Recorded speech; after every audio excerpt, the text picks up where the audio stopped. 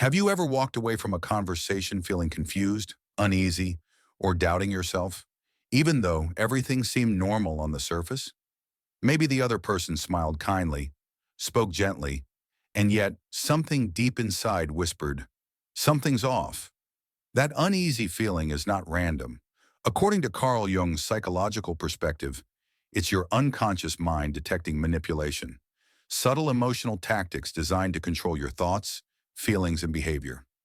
In the video, when someone asks you these 5 questions they're trying to manipulate you, the narrator channels Jung's ideas to explain how manipulators use specific questions to invade your mental space. These questions seem innocent, even friendly, but each hides a psychological weapon. By understanding these patterns, you can recognize manipulation instantly and respond from a place of calm awareness, what Jung called conscious realization. Let's explore these 5 manipulative questions and the powerful counter techniques that protect your mind and emotions. 1. Why are you being so sensitive? The attack on perception. The first manipulative question often appears in emotional situations where you've noticed something wrong, dishonesty, disrespect, or inconsistency, and voiced your concern. Instead of addressing the issue, the manipulator dismisses your reaction with, "Why are you being so sensitive?" This is not a question meant to understand you. It's a psychological trap called invalidation. It makes you doubt your right to feel or perceive reality accurately. Jung explained that sensitivity is not weakness, it's intuition, your inner radar detecting incongruence. Manipulators know this and use your empathy against you. For example, a wife senses her husband's emotional distance and is called paranoid. An employee questions unethical behavior and is labeled difficult. A friend points out disrespect and is told they're too emotional. Jung called this the persecution of the perceptive. Sensitive people often see truth before others do, and manipulators fear that clarity. The counter technique, conscious assertion of shadow integration. Next time someone says you're being too sensitive, don't defend or explain. Calmly say, "I'm not being sensitive. I'm being perceptive." This simple response turns the mirror back on them. True manipulators may react with anger, deflection, or fake kindness, revealing their intentions. The goal is not to argue, but to stay calm and trust your perception. 2. Do you trust me? The demand for blind faith. The second manipulative question is deceptively emotional. Do you trust me?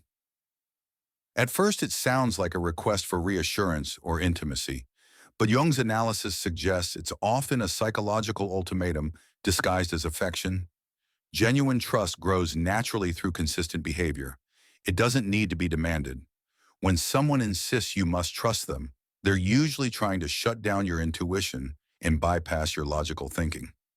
Jung observed that manipulators want domination, not transformation. They don't want the relationship to evolve through honesty. They want you to surrender judgment and comply. Consider a partner who hides messages yet says, "You trust me, right?" A colleague who avoids transparency but insists, "You have to trust me." This creates what Jung called a loyalty conflict complex. Your conscious mind wants to appear trusting, while your unconscious mind senses danger. The counter technique, conscious detachment. When someone pressures you with this question, pause and respond. Trust is earned through consistency, not through questions. Are you asking me to ignore my intuition? This exposes their intention instantly. A trustworthy person will respect your honesty. A manipulator will react defensively or guilt trip you for having boundaries. By detaching emotionally, you protect your mental clarity, refusing to give blind loyalty where it hasn't been earned. 3. Are you accusing me of something? The reality reversal. This question is one of the most psychologically deceptive. It flips the script, turning you, the observer, into the accused. Let's say you notice suspicious behavior and calmly ask a question. The manipulator interrupts with, "Are you accusing me of something?" Suddenly, you're on the defensive, explaining and apologizing instead of getting answers. Jung called this projection, a natural human defense where people attribute their own hidden feelings or guilt onto others. Manipulators weaponize this instinct, creating what Jung described as the guilt transfer complex. This technique forces you into what he termed responsibility reversal. Instead of them explaining questionable actions, you're explaining your right to question them. The counter technique, the therapeutic pause. When faced with this question, resist the urge to fill the silence. Wait 2 or 3 seconds, maintain calm eye contact, and then respond softly, "Should I be?" These 3 words carry immense psychological power. Innocent people aren't afraid of questions. Guilty ones are. Your composure forces the manipulator to confront their own shadow, their hidden guilt or fear, without giving them your emotional energy. 4. Would I ever lie to you? The emotional performance. This question may seem caring, even wounded. Would I ever lie to you? But Jung identified this as persona manipulation, when someone uses emotional theater to make you doubt your instincts. The question itself is already a form of deceit, not because of the words, but because of the intention behind them. Manipulators use this line to create an emotional debt. They make you feel cruel for doubting them, shifting focus from truth to your supposed lack of trust. Jung called this unconscious confession through overcompensation. When people loudly claim innocence, it's often because they subconsciously know they're guilty. For example, a partner who hides their phone may dramatically ask, "Would I ever lie to you?" A boss who conceals financial records might act hurt, saying, "Would I really deceive you?" True honesty doesn't perform. It simply exists. When someone is genuinely trustworthy, you feel safe around them without needing constant reassurance. The counter technique, conscious questioning. Instead of falling for emotional guilt, pause and reply, "That's not the right question. The question is, would I know if you did?" This response flips the psychological frame. It pulls you out of emotional fog and into clarity. Liars thrive in confusion, but truth-tellers are comfortable with transparency. 5. Can't we just move on? The fifth and most dangerous question appears when the manipulator's previous tactics fail. It sounds peaceful. Can't we just move on? But Jung recognized this as forced forgetting, a demand to abandon truth for the illusion of harmony. True healing requires understanding, not avoidance. Moving on too quickly is like covering a wound without cleaning it.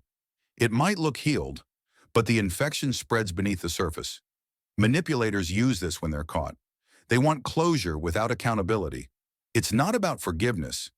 It's about psychological burial, pushing the truth back into the unconscious where it can't threaten their control. The pattern is predictable. 1. They deny the problem. 2. They minimize it. 3. They blame you. 4. When that fails, they beg for peace. The counter technique, conscious anchoring. When someone urges you to move on prematurely, take a deep breath and respond, "I will move on when I understand what happened." Not before. This statement asserts your emotional sovereignty. It shows that your peace comes from clarity, not confusion. The core lesson, conscious detachment and psychological sovereignty. After exposing these 5 manipulative questions, Jung's philosophy points toward a single solution, conscious detachment. Manipulators depend on your emotional reaction. They thrive when you get angry, scared, or guilty, because emotions cloud reason. Once you stay calm, their power collapses. Jung's concept of individuation, becoming a psychologically whole and self-aware person, is the ultimate defense. When you know who you are, others can't rewrite your reality. He described this state as psychological sovereignty.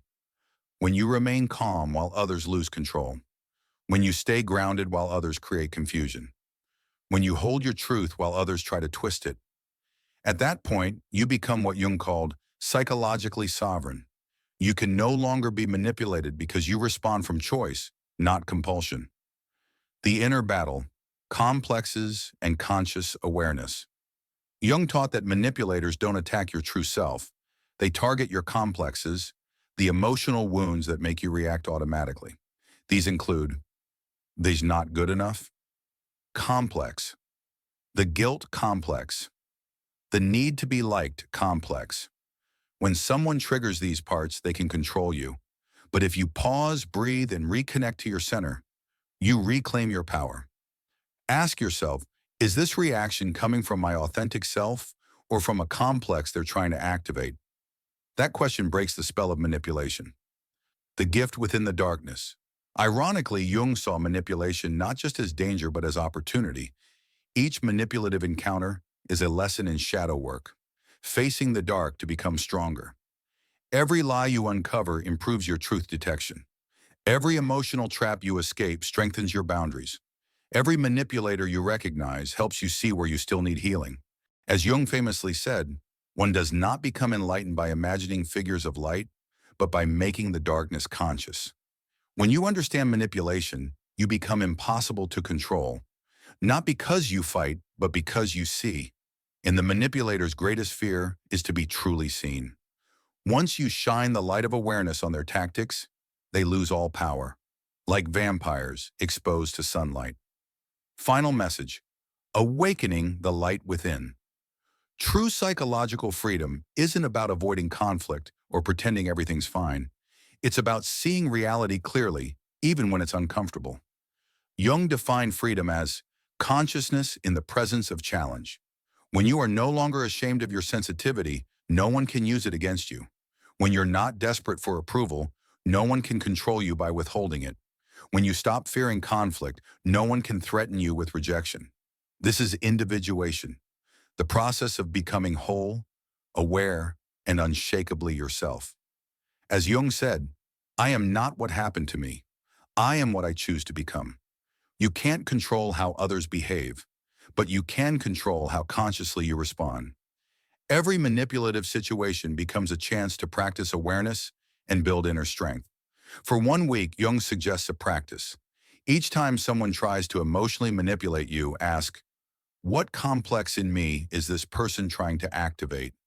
Then respond from your centered self. You'll notice that manipulators either change their behavior or disappear altogether. Your awareness doesn't just free you, it creates an atmosphere of authenticity that encourages others to be genuine too. In this way, your light becomes contagious. Conclusion: becoming the light bringer. In a world full of hidden agendas and emotional traps, the greatest protection is consciousness. The moment you see manipulation for what it is, its power vanishes. You are no longer anyone's puppet. You are awake, aware, and psychologically free. As Jung beautifully concluded, the shadow's greatest fear is your light. So turn it on, keep it on. Never let anyone convince you to dim it.